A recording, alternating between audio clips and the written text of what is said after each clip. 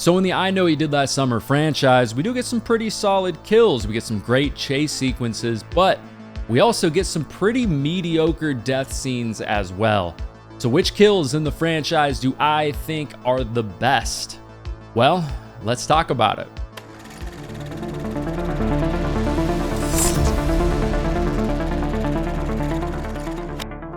All right, so the categories for this tier list are going to be right up at the top is Happy 4th of July, Julie, and then Come to Papa, and then What are you waiting for, huh?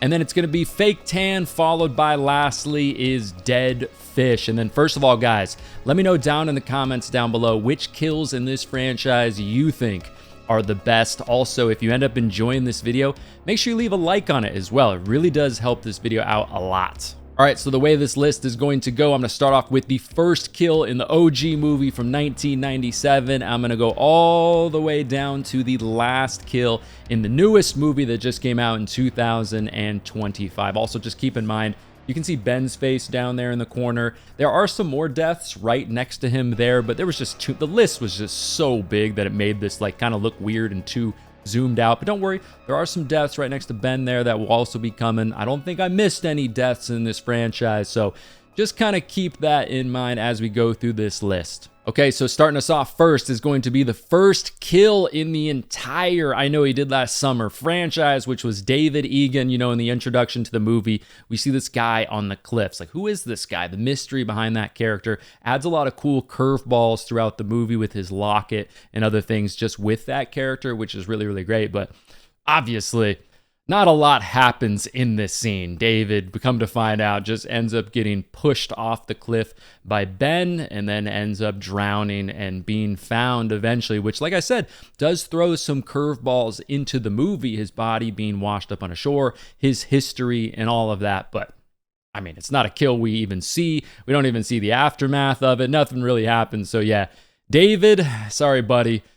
You're not going to start us off too good, but bud, you're going to go into dead fish. You turned pretty much into a dead fish. But with that said, we're not going to be at the bottom of the list for too long because Max's kill up next is one of my favorites in the franchise. A kill that they actually added later on when they almost finished the entire movie in reshoots because they just basically decided the movie, the original, wasn't quite bloody enough. So they went back, reshot this scene to add a little extra to the movie.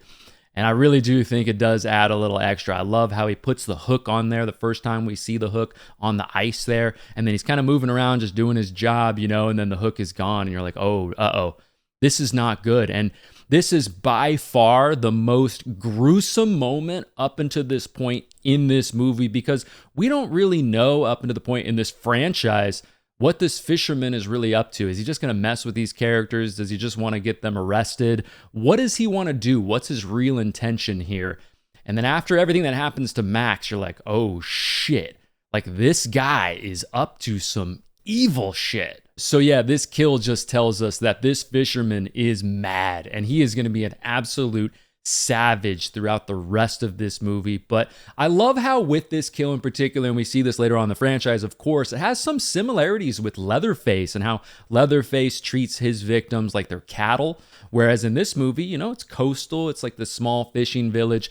So the fisherman treats his victims like they're fish. And Max in particular, man, love the fog there. You can kind of see the silhouette of what's coming. Obviously, this is early on in the movie, the first movie in the franchise. So there's still some mystery there. And then bam, gets the hook up through the chin, neck area, all of that. Super bloody for this franchise for sure. And then just gets yanked across the table. You see like the blood smearing across there. But yeah, some great eeriness with this kill. Like I said, one of my favorites in the franchise. I do kind of wish they would have had some more fake outs along the way. They would have had this scene just last maybe a little bit longer, just for me personally. But still, a great kill nonetheless. And like I said, a very important one in this movie because right after this as well, with that whole scene with Barry, when Barry's in the gym and the fisherman steals his car and his jacket and is just messing with him, it adds extra to that scene as well because now you know that this fisherman will brutally massacre anyone. So you're immediately like, oh, it's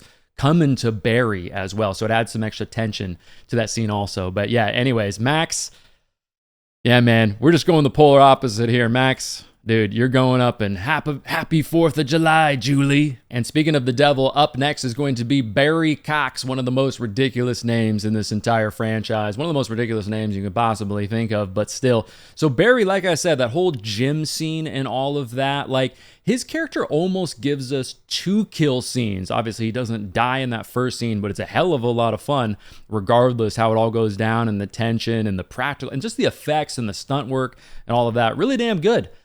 Whereas his actual demise in this franchise, not great by any means. You know, he's up in kind of like the balcony area. Obviously, if he wasn't just like an overconfident prick, he would probably be down with the rest of the crowd and probably would have survived because there would be a lot of people around him and all of that. But yeah, ends up getting killed up there, slashed a few times. You know, we don't really get to see a lot of it. I do, though, like the fact that the fisherman covers it all up for the most part, and as people are leaving and the police officer doesn't believe Helen, just thinks that she's kind of crazy, she's seeing things. I'm sure Barry's fine.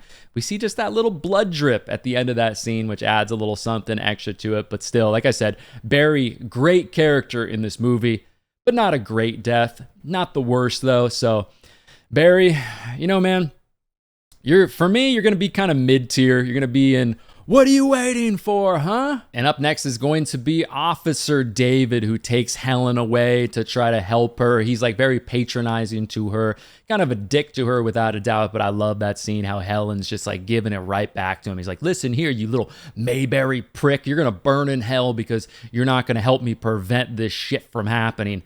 And this guy gets it, man, and what a dumbass he is. This guy is just like, doesn't think that anything is going on, anything's wrong.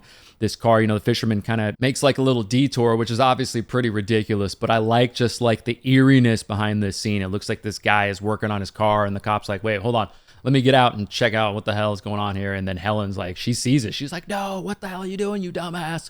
And then wham, this guy just gets it. Pretty satisfying because, like I said, he's kind of an asshole. We don't like those cops who don't believe our characters, but still, a pretty fun scene. We get to see the hook. He's wiping it off and all of that. And of course, it kicks off one of the best scenes, arguably the best scene maybe in this entire franchise right after this. But yeah, so Officer David, not the greatest kill in this entire franchise, but still fun. I think it's got some cool eeriness to it and how it all goes down. Pretty satisfying as well. And pulled off effectively, and like I said, kicks off a really great moment in the franchise, in the movie.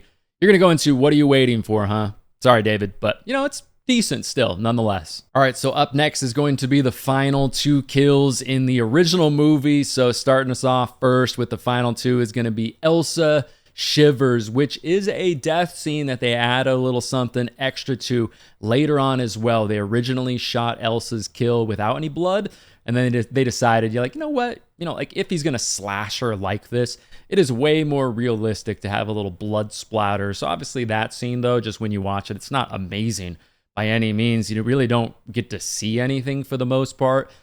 Is Elsa like a villain? So does it make her character or her death kind of satisfying? Who knows? Like maybe Helen was kind of an ass to her too. It's just a sister thing. So I can't really say she's like a villain, so it makes it satisfying. But what makes her kill a lot of fun is after the fact. I mean, when Ben, the fisherman, is carrying her body, there's something about that when we watch that scene as he's just kind of casually carrying her corpse through the hallway there.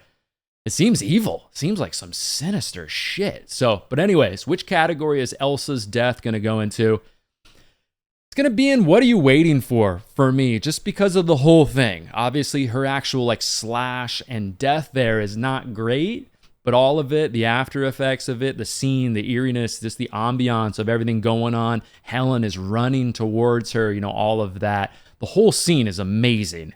And I think her death adds to that because it's like, damn, yeah, this fisherman is literally slaughtering anyone. So yeah, mid-tier for me. All right, and the last kill we are going to talk about in the original movie, of course, is going to be Helen Shivers, Sarah Michelle Gellar, a character that, man, I wish could have survived this movie so we could see her more and more in this franchise. Of course, we do see her in the newest movie, but, she's not alive. It's just a dream sequence and all of that. But same with the Scream franchise.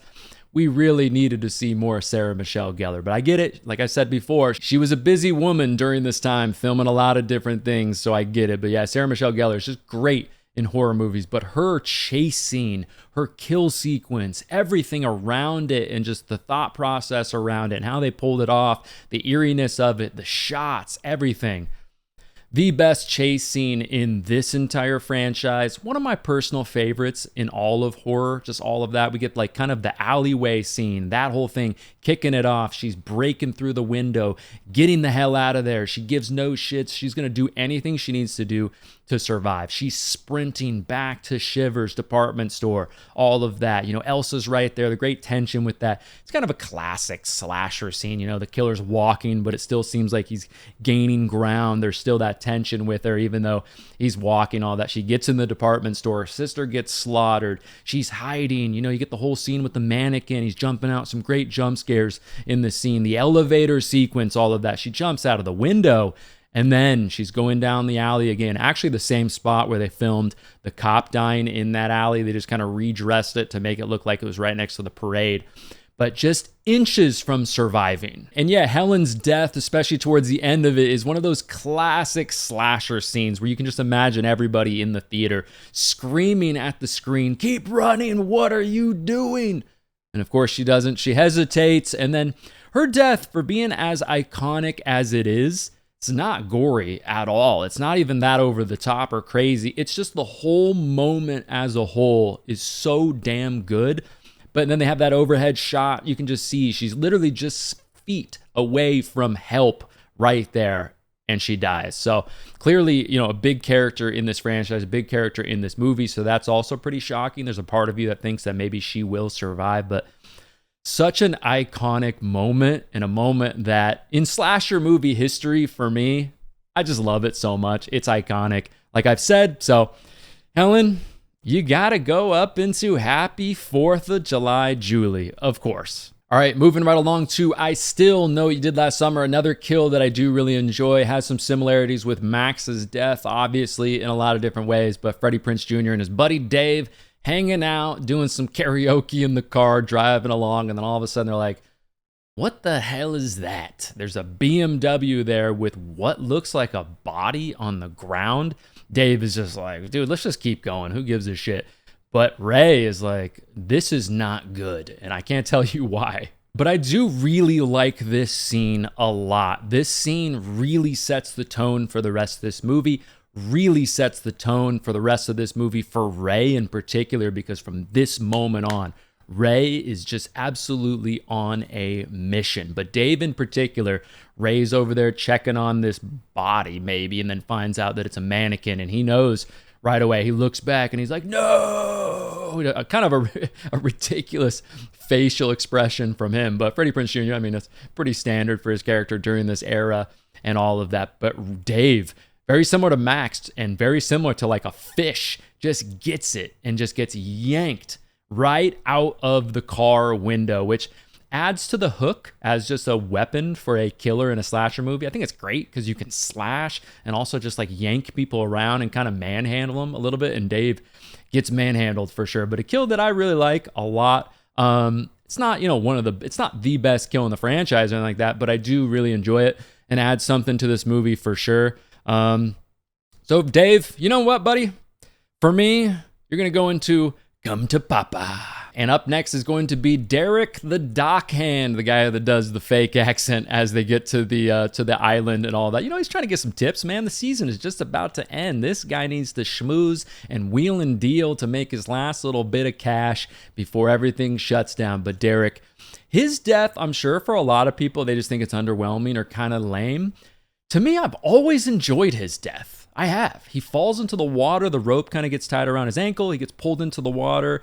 And you know something is coming. And then you just kind of see his fingers and everything like that go onto the deck. And he's like, oh, shit, geez, thank God I'm alive or nothing happened. And he thinks it's Jack Black right there to save him. And no, it's not. And it's just a quick little glimpse. It happens off screen, but you see just like a little blood splatter across the dock. There's something about it with the night and just like the mood and the atmosphere of all of it. I really do enjoy it. And then we get the funny scene for some reason also It makes me laugh every single time. We cut to Jack Black, and just moments before this, Jack Black's character Titus was trying to convince Derek to take him to kind of like the mainland to go to a party, basically. And then we cut to Jack Black after he kind of makes noise or screams or whatever, and he's smoking his joint and just makes that funny facial expression as he's blowing the smoke out of his nose. I don't know. He's just kind of like, you asshole. First you turned me down to take me to the mainland to go party. Now you're making noise and all that. Come on, man. What are you doing here? But that's just a funny one for me. So yeah, Derek's, like I said, a lot of people might not have it in this category. But I enjoy this one. Just the mood and everything with it on the dock and just like the ocean vibes. It's going to go in What Are You Waiting For, huh? For me, I just enjoy it. All right, good old Olga, another kill in this movie that makes me laugh every single time. Olga's reaction, she's just like a animatronic from Spirit Halloween or something like that. When she turns around, she sees the bloody sheets and she's like, ah! It's literally just for a split second, but I love her reaction. It's so great. She gets stabbed in the back, I think technically. Not very gory, not over the top, gets kind of hooked and carried a little bit by the hook. That adds a little something there. But yeah, I've always liked her kill. You know, it's not great. Man, does it deserve to be in What Are You Waiting For, huh? I mean, I don't know. Barry's death is definitely better. The cop's death is better as well. Elsa's is also, but should Olga go into fake tan? Oh, man, maybe fake tan. I'll think about it. I'll put Olga into fake tan, and I'll think about changing that as we go along, because I do like her reaction. She's a totally just random character, but it makes sense. Like, you'd have housekeepers, maybe one or two still left on the island doing their thing. But yeah, fake tan for Olga. All right, and yes, of course, Titus, Jack Black's death up next. Actually, one of my favorites in this entire franchise. Very much to this movie, the second movie in the franchise, his character adds a little Friday the 13th to this movie. You know, he's about like drugs and partying and just having a good time, you know, which very much has that Friday the 13th vibe to it. But he's a great character in this franchise. And, you know, he obviously gives us the "come to Papa" line as he's about to like rip the bong, all of that. You kind of see the flash of lightning and you can see the fisherman just behind him. And you're like, oh shit. He kind of reminds me of Bill Murray's character in Caddyshack. If you've ever seen Caddyshack, this dude that just lives in like where the lawnmowers get stored and all of that. It's kind of like Titus, you know, he's like in this place where they keep like the garden tools. But anyways, he's just trying to chill, just wind down for the night and have a good time. But then the fisherman walks up to him. I love how the fisherman doesn't just run up to him and kill him immediately. He just stands there for a second and looks at him. And Jack Black's character looks up and he's like, "Can I help you?" Takes that big gulp and then wham, gets the hook right into the hand. And then he kind of, like Michael Myers, and I believe it's Halloween Kills, how he looks at some of the other, he's going through like the knives and testing them out. In this scene, the fisherman is kind of like looking at the different choices, you know, the garden tools to kill this guy with. He's like, that one, that one. I love Jack Black's reaction in this scene, how he's like screaming and freaking out. He's like, no, dude, you don't need to do this, man, you know? Love his reactions. And then eventually Ben Willis decides on the good old garden shears, maybe an homage to The Burning, maybe an homage to Friday the 13th Part 5, who knows, but still grabs the garden shear with one hand and shoves it right through like his chest, sternum area or whatever, and Jack Black is just screaming. And then we immediately cut to Ray in a totally different scene. But yeah, I think his kill is just, it's a lot of fun for me, and great character, great reactions, adds something. His character's so different in this franchise, and a character that I think we need more of in this franchise. I would really like this franchise to lean a little bit more into that Friday the 13th vibe, like make the gore just a little bit more, add a little bit more of like the sex, drugs, and rock and roll stuff to this franchise. Just a little bit. Don't make it crazy, but just a little bit, which I think would be great. But anyways, that's a tangent. So Titus, whatever you want to call him, you know, he's going to go into Happy 4th of July, Julie. Is it as great as Helen's scene? No.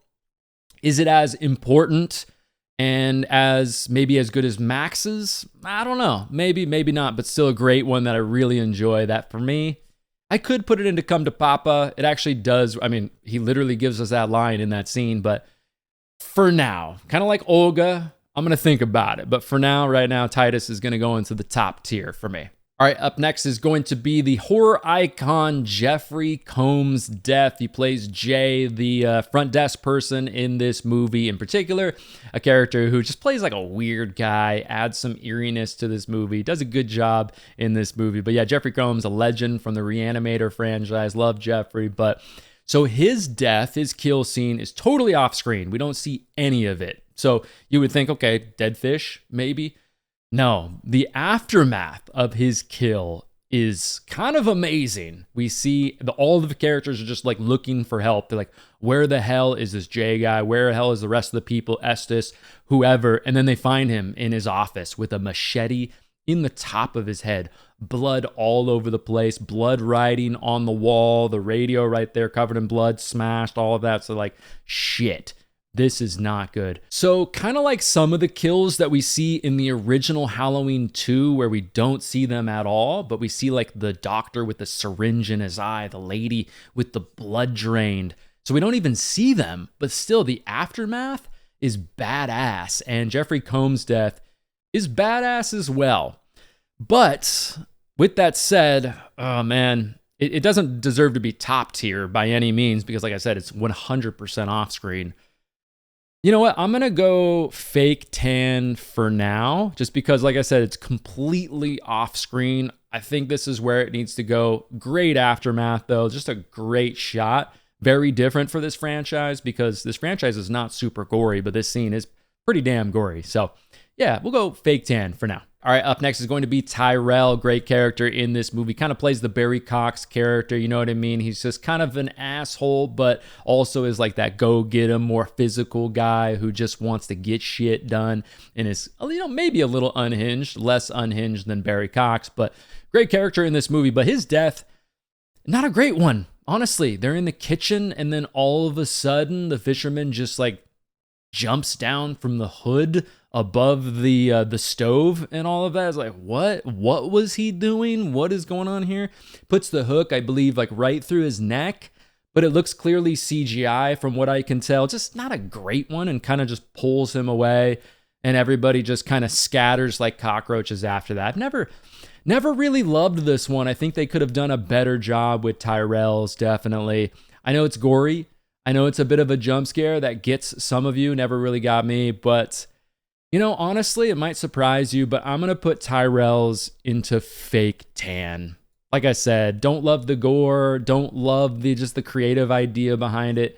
I think it just could have been done so much better. And up next is going to be Estes, another one of those where we didn't see how it actually happened. We do see him alive and we see him die in a sense. But he got impaled by like a fire poker off screen by what we assume was Will doing that to him, you know, after he hit Will and all of that. Obviously, he knew something was up. He's one of those guys on the island, though. He had something. He's definitely a red herring in the movie, but he's kind of an obvious one. I mean, if you thought he was the killer, I don't know what the hell you're thinking. Maybe it's your first time watching a slasher movie ever, a whodunit, but you know, a good character, though. He's like that wise older guy that knows. He's just the older guy who I think worked with Ben when Ben worked on the island as well, but yeah, knew him, knew the history behind him and all of that. But yeah, his death, it's not a great one by any means. Yeah, there's a little bit of gore there. You're kind of a little bit sad because he seems like a decent dude. He's a little weird, but you know, it's not totally off screen. It's not totally like nothing like David Egan. Even though David Egan's death is obviously very important, you know, kicks off everything in the first and the second movie, but was totally off screen. You know, I'll go Estes. I'll go fake tan, you know, just because there's some impact with his character. We actually meet him, unlike David Egan. Well, we do kind of meet David, but not really. He doesn't talk, or we don't get to know him at all. But anyways, yeah, so fake tan for Estes. Okay, and right after that is Nancy, our favorite bartender on the island. Good old Nancy. She's just kind of running all over the place. Who knows what the hell Nancy is doing? She's just kind of there. I mean, she's a cool character. She adds a little something extra to this movie, but they kind of do the Friday the 13th human shish kebab thing with this scene. Estes falls over, and the fisherman walks over the top of him. She's trapped underneath Estes because he's a guy. He's probably, you know, 200 pounds or whatever the hell. She can't get up. So we know what's coming in this one. It's not really shocking, but the fisherman just comes up and pushes the fire poker that was in Estes right on through her. So, it's decent. Nancy's character is decent as well, but yeah, not a great one. I know some people probably love this one, but for me, Nancy is going to go into fake tan for me. All right, and up next is going to be the final 2 kills in the sequel. I Still Know What You Did Last Summer. Up next, of course, is going to be Will, Ben's son. Don't you get it? Ben's son? It was right there for you, Julie, right? No, but technically William Willis is really his name, I guess. But anyways, Ray, does the whole little like sleight of hand, kind of hits him a little bit, moves right out of the way just in time for Ben to accidentally hook his own son, killing him, and obviously making Ben even more pissed after that. But yeah, a fun moment. Like, I like the whole moment at the graveyard with the rain and the thunder. It is muddy and wet. They're fighting, all of that. It's a cool scene.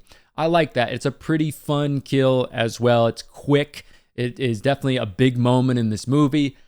I'm not a big fan of Will's character in this movie, though. He doesn't like ruin the movie or anything like that, but I think they could have casted that character probably a little bit better. He does a decent job as playing the nice guy, faking the nice guy, I guess, but still, yeah, it's a pretty important death, and it's pulled off pretty well regardless. So, for me, yeah, Will's death, his kill, it's going to go into, what are you waiting for me? Kind of mid-tier. For me, I don't think it deserves to be kind of in the bottom. And of course, the last kill in the sequel is going to be Benjamin, and he gets absolutely just blasted by Julie with the gun that Ray pawned off her future ring for, all of that. But yeah, Julie has had enough, and I think she shoots him like 8 times, over and over and over and over. And I like how he falls into the grave. There's something about how that was shot. It just looks kind of funny. Little fun fact, too. Apparently, Muse Watson even said this in an interview that it wasn't dirt and mud in the grave that he fell into. They were worried that the dirt and the mud would get into his mouth or eyes or something. So they apparently bought a ton of chocolate cookies and crunched them up and put those in the grave so he can fall on those instead, which I guess is better. But anyways, kind of a stupid fun fact that will never be important for you to ever repeat probably in your entire life. But there you go. But still, yeah, Ben Willis, a great horror villain who I don't think gets enough credit for being an icon in this genre. And yeah, this is his official death for sure. I mean, this guy just eats it. I mean, he could have had a bulletproof vest on, and maybe they will bring him back in a future sequel one day. I mean, I probably wouldn't hate that just because I do like Muse Watson so much. He's a great actor, plays this role really, really damn well. But still, this death in particular, falling into the grave, all of that, which is the mood and the atmosphere and the vibe of this whole scene. Yeah, I think it's pretty fun. Is it great though? No, I wouldn't say so. But I think just everything around this death is a damn good time. I would put his above his son's, but still, I think he's going to go mid-tier for me also. Sorry, Ben. You're a great killer. Love everything you do. You are just a gristled, evil, mad old guy throughout this franchise.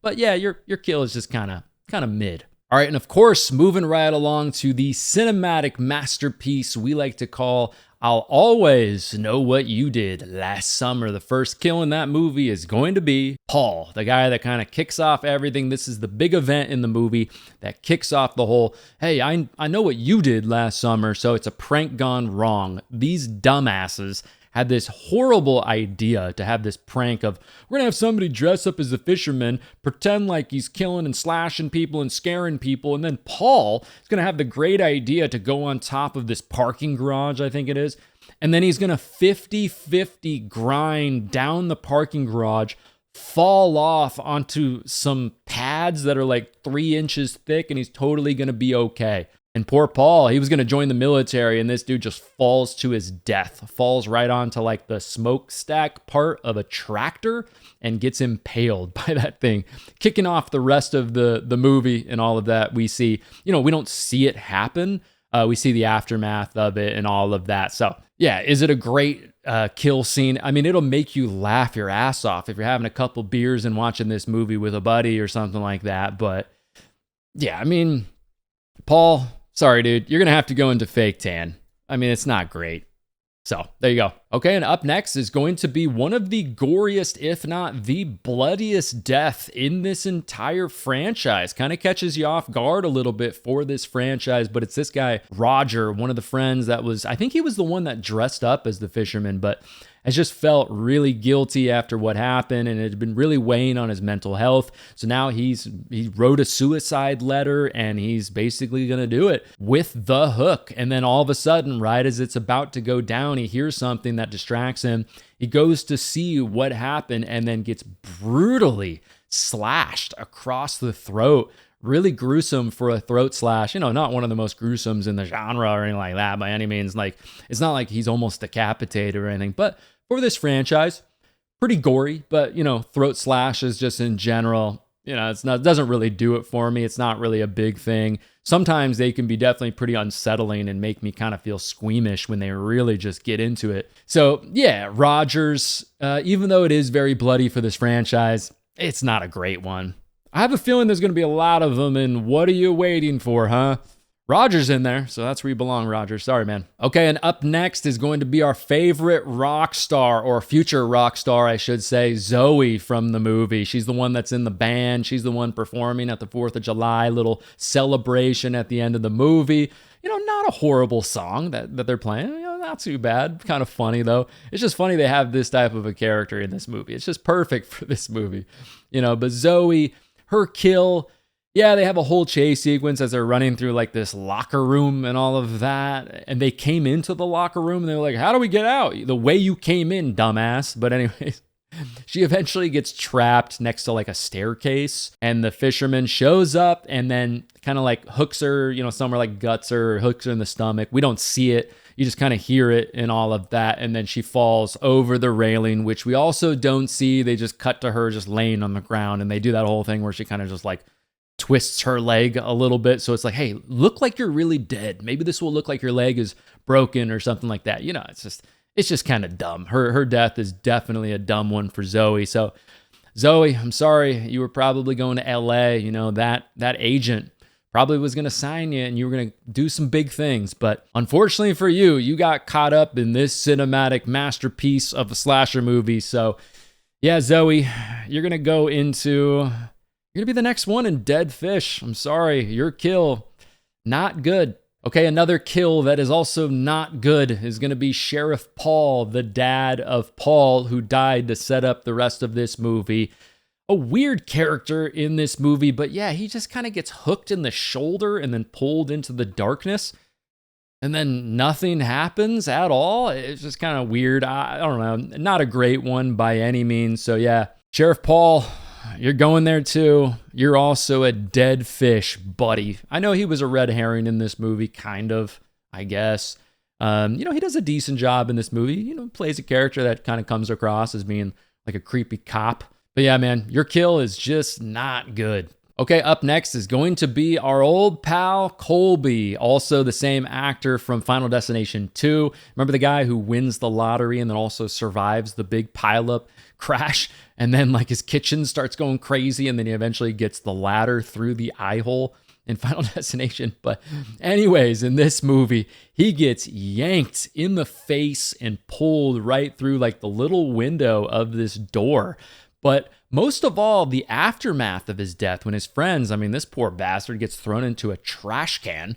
But anyways, the aftermath of his death, just seeing him with the effects and the makeup design that they did on him, actually pretty damn good. It looks pretty gruesome when they find his body. Obviously, not an amazing death scene or anything like that, but I think he actually gets impaled right through the mouth. So it is very much kind of like a fish. They kind of nail that home. It's actually a pretty effective one for me. I like it in this movie. Not great, but also not bad. So it's going to go right there in the middle, Colby. There you go, man. What are you waiting for, huh? Okay, up next is going to be Deputy John, one of the weirdest characters in this movie. Clearly likes the final girl, main girl character in this movie, but it's just like, dude, you kind of have no game, man. What are you doing? Like, you just come across as a weirdo. She's obviously not really interested. But anyways, Deputy John, you show up at the end. You think it's them pulling off the murders, and then they think it's you because the dead body is in your car. You're all confused, and all of a sudden this fisherman shows up. This guy is just weird and doing all kinds of shape-shifting and all kinds of craziness. But you, unfortunately, man, you get put right onto a forklift, which we don't see really. We just see the aftermath of it, which I think, for a low-budget horror movie like this, just the effects, the practical effects, and the makeup design and all of that, is actually pretty decent. But it's not a great kill, Deputy John. Sorry, man. So, yeah, you are actually going to go into what are you waiting for, huh? Definitely on the back half of that category for me. It could go into fake tan, definitely, because it's not a great one. But yeah, I think Deputy John, that's where you're going, man. Now, that's going to be the last kill in this particular movie that I'm personally going to count. Some people might count Ben Willis on that as well, but I'm not because he was already dead. Now he's like this shape-shifting demon ghost thing in this movie. And I know they throw him into a wood chipper. They put the hook in the top of his head. Amber does, which is a pretty fun scene. Pretty effective for this movie that I have some fun with. But yeah, he was already dead. So I'm not going to consider that for this. Also, at the end of the movie, I know Amber, she gets that flat tire and then we see the fisherman behind her. But it's not conclusive if she died. Yeah, she probably did die. So you could put her on this list. I wouldn't really have a problem with that. I'm not going to. But there's a decent chance that she did die. Even if she did die, it would definitely go into dead fish because you don't see literally any of it. There's no big scene for it. There's no tension. There's no vibe to that scene at all. So yeah, it would be dead fish regardless. But yeah, so Deputy John is going to be the last kill in this movie for me. All right, moving right along to the newest movie in the franchise. I Know What You Did Last Summer. Wait, isn't that already a title they used in this? Yeah, I know. It's dumb. Is it a remake, though? No, it's not. It's a sequel with the same title. Yeah, it's a dumb title. I know. But anyways, I Know What You Did Last Summer from 2025. So the first kill in this movie is the kill that kicks off all the letters and all the craziness and all of that. And it's almost a shot-for-shot remake of the whole scene from the original movie. And I know, it's not a remake, but for some reason they basically just remade the whole curvature of the Highway 1 from the original. Anyways, the first death in the movie, the first kill, is technically Samuel Cooper. He's the guy that had a really close relationship with Stevie. So basically Tyriq Withers' character is in the middle of the road. He's been drinking, having a good time, all of that. He's just had this brilliant idea to play chicken with the cars on this road. One of the cars drives right by him. Unfortunately for Sam, though, and for some reason they don't hear Sam coming in this 98 Dodge pickup truck. Don't ask me why, but anyways, that's like a big jump scare. He swerves around Tyriq's character and goes right off the cliff and, eventually does die. And yeah, with this kill, we do see a little bit more than we did with David's whole scene and all of that, but by no means is it good or great or anything like that. It's definitely an underwhelming I Know What You Did Last Summer moment that's kind of supposed to be the foundation for the rest of this movie. And honestly, for me, Sam's death is going to go into dead fish. Yeah, that's where it's going to go. Okay, and up next is going to be the first big kill scene of the movie. If you saw the first trailer for the movie, you knew it was coming, and you basically saw the entire kill scene in itself for the most part, which is this random guy who's in this movie simply just to be killed off. He's now engaged and he's going to marry one of our main characters, but this guy Wyatt, who's just added randomly into this movie. But, you get a little bit of that Casey Becker Scream opening sequence, kind of a vibe. They're in the nice house. The pool is outside. There's somebody outside in the shadows as well. All of that. But it's not a great scene by any means. Yeah, it's kind of cool that now the fisherman is using something a little bit different as kind of a main weapon, this harpoon, gun, whatever. So he gets that. It gets shot through his kind of shoulder area. I think it also gets shot through his chest area as well, all of that. He gets slashed with the hook while his fiance is just in her little bubble bath, enjoying a little podcast or whatever, a meditation app, whatever she is listening to in there. And all of that as her, her fiance is getting brutally massacred. But this is also the scene, though, where we get introduced to the new footstep sounds for the fisherman, which does not add something to this scene at all. It takes away from this scene to me. The second it happened, I remember sitting in the theater watching this moment. I was like, oh no, they're not doing that, are they? They're going to make the fisherman sound like he's Godzilla or a Tyrannosaurus Rex approaching this house, and he's just in like rubber boots. It's not like this guy is in like, steel-toe giant cement boots or something. I think they're just rubber boots in this scene. But anyways, he's stomping in like a damn idiot. And then also just with the gore with this kill, it's very digital. It's very squeaky clean. It's very fake. I'm sure some of it was a little practical, but it just very much feels very, very digital. Just not a kill that I enjoy. If you're not going to go all out and try to make it something great, I'm sure to them, they were like, oh, this is really damn good. But to us slasher fans, we're like, okay, it's kind of just mediocre. But if you're not going to go all out, go practical and really just nail it home, then just give us some great tension and make it kind of a little off screen or whatever. Add some good mood and atmosphere to the scene, and then just kind of make the actual kill a little bit more of an afterthought. But anyways, regardless, a little bit of a tangent, but this death, not a bad one by any means. But yeah, Wyatt's kill scene for me, it could have been great. It really could have been great, but it's going to go in, what are you waiting for? Huh? For me. Like I said, it could have been great. They could have pulled it off. It's close to getting there, but just not quite there. So very much mid-tier for me. All right, so as that mid-tier category was getting a little bit long, I decided to move myself right on down here to get out of the way so you can kind of see that category a little bit more, even though you get the point. So up next is going to be our favorite true crime podcaster in this franchise. What a brilliant idea to add to this movie.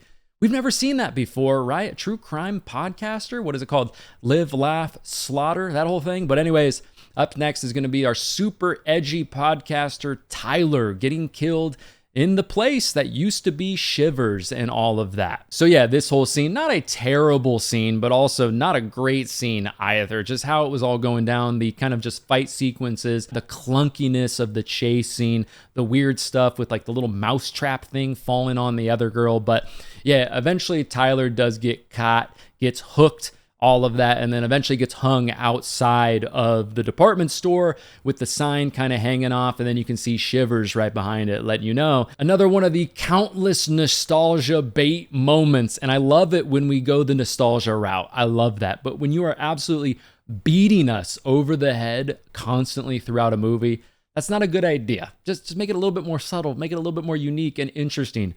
But anyways, this moment, not a bad moment, not a horrible kill, but not great either. And definitely a character I wanted to see get killed pretty quickly. And yeah, they weren't in the movie for very long. So yeah, Tyler's death scene, it's going to go into what are you waiting for, huh? Like I said, I don't think it belongs down here. These ones are more quick, more off screen. We do get like a chase sequence and all of that. So that is a little something. So there you go, Tyler.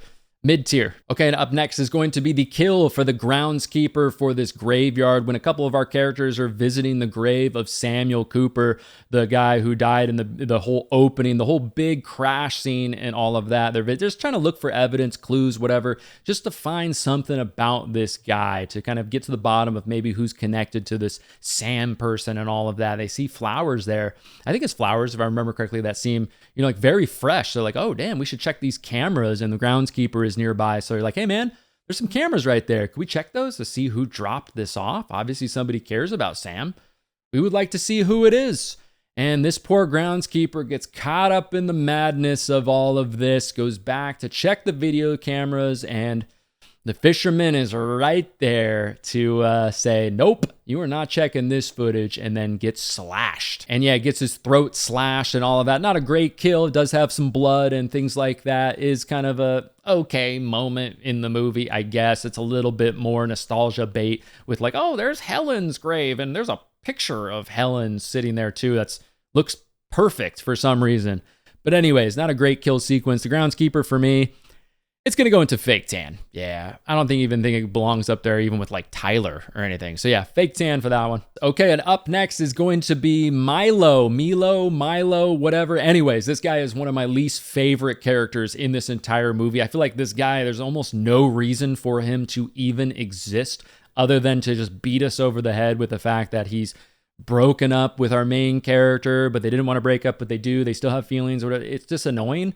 And his character also is annoying as well. He's not proactive. He's not a badass. He's not funny. He's not like mean. He's not an asshole. Like, who are you, man? He's just kind of in the middle and very, very bland. And guess what? So is his death scene as well. He eventually just gets strangled quietly right outside of the room where he was supposed to be hooking up during that moment with his girl.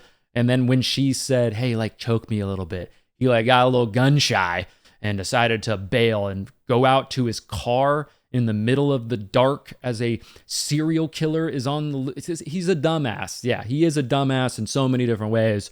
Also, the fact that he should have been hooking up with his girl, but instead he's getting his neck snapped, that's what ends up happening to him. You know, strangled and neck snapped, all of that. So yeah, honestly, this kill actually, you know, it's not totally off screen or anything like that. It kind of pissed me off a little bit because it was so lame. It was kind of like, why is this even in the movie? It's just lame. So he's going to go into dead fish, his death scene for me. All right, up next is going to be Teddy's kill, Tyriq's character, which was supposed to be a big moment in this movie. This kill definitely lingers for a little bit. It's kind of a long death scene. A lot of different moments are in this hallway thing. They're out by his parents' house on the grass. He's crawling. He's fighting back with the fisherman. And yeah, I mean, it's not bad. You have a nice little scuffle and all that. He's taking some shots. The fisherman's taking some shots. Shares some similarities with Casey Becker. Once again, another shout out to Casey Becker, but not to like say this is this movie or anything and with this scene or the other scene or in comparison to the opening of the original Scream, which is one of the greatest moments in slasher movie history. So I'm sorry to say Casey Becker multiple times in this video with this movie, which is not on the same level, but just bear with me for a second. It's similar just in the fact of he's kind of like on the brink of death, crawling, and his family's just right there, and he's kind of screaming for them, but they don't hear him. And there's just kind of a similarity with that. But yeah, so he's crawling back to his parents' house. He sees his mom. His dad eventually comes out, but eventually his character just bleeds out. He just kind of bleeds to death. It's nothing amazing.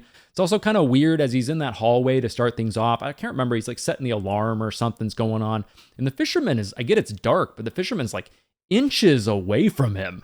Where is he, by the way? Am I too poor to know what that is? Is that his house, a hallway, a wine cellar? What the hell is that? But anyways, yeah, I do think Tyriq does a pretty good job with this character in this movie. Not great. I'm really looking forward to seeing him, though, in that movie that's produced by Jordan Peele coming out pretty soon, like the football horror movie. Definitely looking forward to seeing what he does in that movie. He's a former football player. I think he played for Florida State, or at least he was on the roster or something like that. But anyways, that is a tangent. So Teddy's kill, where does it go? It's not a great one by any means. It could have been so much better, but still, I think it's mid-tier for me. There you go, Teddy. What are you waiting for, huh? Okay, and up next is going to be Teddy's dad. Just moments later, his dad comes out. Teddy actually might have died after his dad. You know, just he kind of just slowly bled out maybe. But anyways, his dad comes out. He hears something, comes out. And he's like, oh no, my son.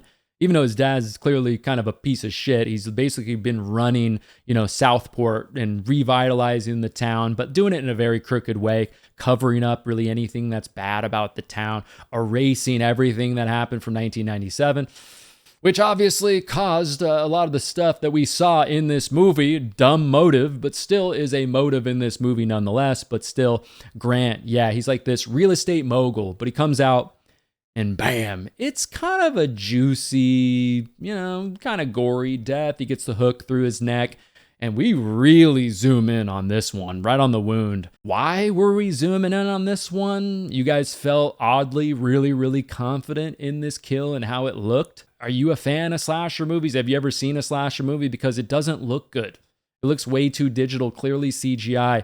Easily could have been a kill done practically, that people would have been like, damn, that's crazy. That actually looks real. That would have been cool. But no, instead, they just make it look super squeaky clean and fake. So Grant's, you know, yeah, it's through the neck and all of that. But I don't know, this one just kind of bothered me. So Grant, you're also a piece of shit, but you are going to go into fake tan, my man. All right, and our final two from the newest movie up next is going to be the good old priest Judah. a red herring in this movie that is added way too late as clearly a red herring. I get when they're doing the whole like town hall meeting, they kind of make him seem a little bit eerie in that moment. I understand that. That was a little weird, but his character is just weird in general. Like he shows up and they start playing like horror music when he's just showing up to have a chat with one of our characters and all of that. You know, I get it. He's a red herring, but it's not effective at all. His kill, it's also completely off screen, but the aftermath of his kill is actually pretty good. You know, I mean, this church has a really damn good view, by the way. Like, holy shit. How much is this land worth? Like, come on now. Not a bad place to die either with a great view, but you know, we are kind of approaching him. The cops are like, all right, we're going to try to arrest this guy because we're pretty sure he's the one doing it. Obviously, they're wrong. Or maybe he was doing some weird stuff. Maybe he was killing some people and then like things went south with the group. Maybe there were 3 killers in this movie. Who knows? But anyways, we eventually find him and he's got like a harpoon impaled through his chest. He's kind of like, he stood up there, kind of like that guy, the fiance, what's his name, Wyatt from earlier. I think I forgot to mention that. He was like kind of stood up like a nice little sculpture after his death as well, which I guess adds a little something too. But yeah, Judah's is gnarly. Also, you'll see his eyes are gouged out as well. So you're like, okay, that's pretty nasty. That's pretty juicy and kind of a brutal death, clearly. We didn't get to see it, unfortunately. But yeah, completely off screen. We do find it. Is it as good as Jeffrey Combs's that we find after? We don't get to see either. We just see the after effects. To me, it's not as good as Jeffrey's. I'm going to put Judah's into fake tan. Yeah, it's in the same category as Jeffrey, but I don't think it's as good as that one from I Still Know What You Did Last Summer. All right, and last but not least, the final kill in this franchise so far is Freddie Prinze Jr. as Ray, who, spoiler, dun dun dun, is revealed at the end of this movie as being one of the fishermen, right? So we get this whole scene with Freddie Prinze and Ray. He's not revealed yet. Only one of the killers is revealed up until this point. But, you know, we're pretty sure it's him also. But we're at his bar. He's with Ava, the final girl. They're hanging out. And he's like, hey, you want a new jacket or t-shirt or whatever? He takes off his jacket, shows his wound, which Ava remembers. It had to have been on purpose. It had to have been. This couldn't have been that dumb of a script to not make it like, oh, you know, Ray wants to show her on purpose and just kind of, he's playing with her a little bit more. He knows he has her in his trap, so he's going to show her right now that he is the killer, like a little hint that's very obvious. That's the only, I'm just going to give this movie credit for that and hope that's what they were going for because it's kind of stupid. They should have showed like a little hint. I mentioned this in my spoiler review. They should have done something, just kind of like a little hint, like in Thanksgiving, when the killer in that movie shows like little burrs on his socks and shoes and whatever, just kind of hinting. Just a little something that shows you that, oh, damn, that is the killer. But anyways, with Ray's whole death scene, so they have a little scuffle. Ava somehow is holding her own against Freddie Prinze Jr., pretty damn big guy, strong guy in great shape. Makes no damn sense whatsoever. But eventually, yes, he does get the upper hand. You know, Julie eventually shows up as well. Ava has a knife in her back. And then Julie is confronted with Ray, you know, ex-husband right there. Unfortunately, they were married, he tells us in the movie. Kind of just a weird line in this movie anyways. And then Julie, she gives us the line. Again, what are you waiting for, huh? What are you waiting for? I believe hinting to Ava, now is the good time to do it because she probably saw her behind him or something. And off screen, just below the screen, they do the whole thing where it's like, bam, oh shit, Julie got it. No, she didn't. It's actually Ray because Ava is behind her. The harpoon gun thing right through the back of Ray, killing him, you know, whatever you want to say about the reveal. This is not a conversation really about the reveal. It's just about the kill. It's a dumb death scene. I don't like how it goes down. It's clunky. It's not very gory. It's not satisfying. Even Ben Willis's whole thing when he gets his hand chopped off at the end of the first movie, his death at the end of the second movie, way better than this. And even those deaths and those scenes when he gets his hand chopped off, that whole scene, which isn't technically a death, those scenes, they're not like the greatest scenes in slasher movie history, but they are a million times better than this scene. I just don't love how it all goes down. Like I said, clunky, just odd, does not feel very well put together, very well directed. Doesn't really have anything to do with Freddie Prinze Jr. or Julie's character either, or Ava either. It's just the way it's all written and directed. Just seems off to me, honestly. Ray's, man, do I need to put, I mean, Ray, it is out of frame. It's not totally off screen. Does it deserve to be in Dead Fish? Is it that bad? I mean, guys, it's pretty bad. And also the line from Julie, that is embarrassing, honestly. I get it. You've already beaten us over the head with a hammer with nostalgia in this movie. I get it. At this point, you want to use a jackhammer to absolutely slam into our head the nostalgia in this movie. I get it. You just want to put the nail in the coffin. But okay, Ray, sorry, man. I think your death, I mean, you're a great character in this franchise. Really damn good in the second movie. Pretty good in the first movie, but overall, an iconic character in this franchise. You know, Freddie Prinze Jr., you're also a big horror fan. I like you a lot, man. You seem like a really cool guy. I'd love to talk horror movies with and hang out with and all that. You seem like a really cool guy. The issues I have with the reveal and with Ray's character in this movie don't really have anything to do with Freddie Prinze Jr., honestly. It's just the story, the script, the way the character's directed, the dialogue and all of that. It's not his fault at all. And same with this kill. It's not his fault, but I'm going to put Ray's into Dead Fish. Maybe it deserves to be in Fake Tan. Maybe I'm being a hater a little bit. But yeah, for me, I'm going to put it into Dead Fish. All right, there you go, everybody. That is how I rank every kill in the I Know What You Did Last Summer franchise. Again, let me know down in the comments down below what some of your favorite kills are in this franchise. Do you enjoy this franchise? Do you not enjoy this franchise? Did you like the new movie?